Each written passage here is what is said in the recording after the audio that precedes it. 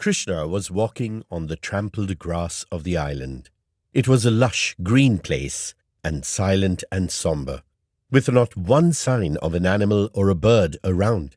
And yet, it was beautiful and rich, and filled with all kinds of wonderful flowers, and tall, bushy canopies that hid the sun from the ground.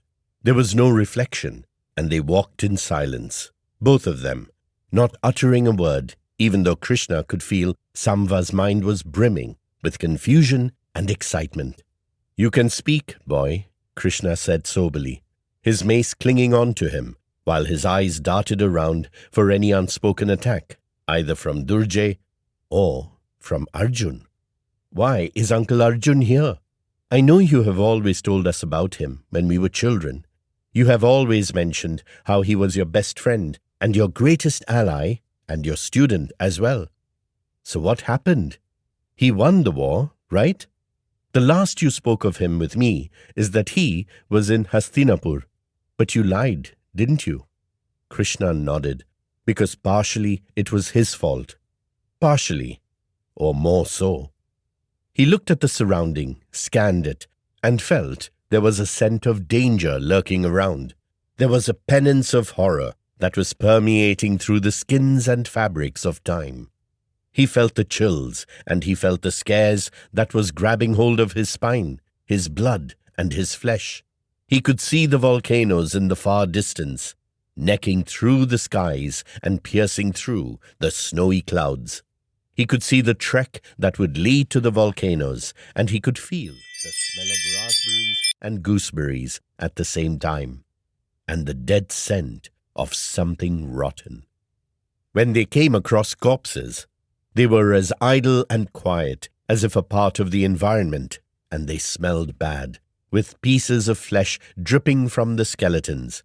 There were arrows across their bodies, stuck on them through their skulls and torsos. But they had also been eaten alive, torn apart by something. What happened to them? How did they reach here?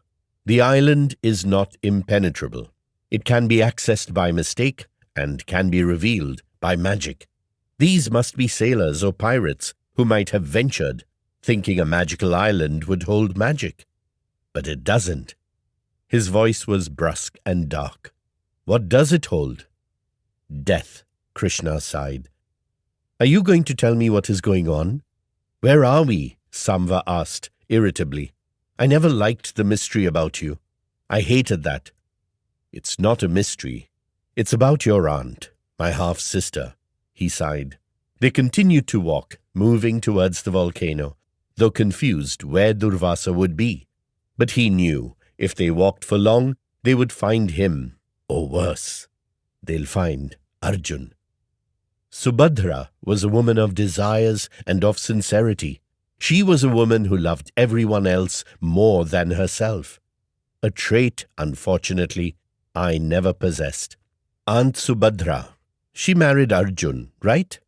"Yes, she did," he responded solemnly.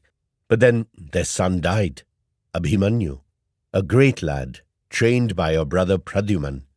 They told me to rescue him, and I couldn't. They don't understand that a god can't resurrect the dead. The god can only protect.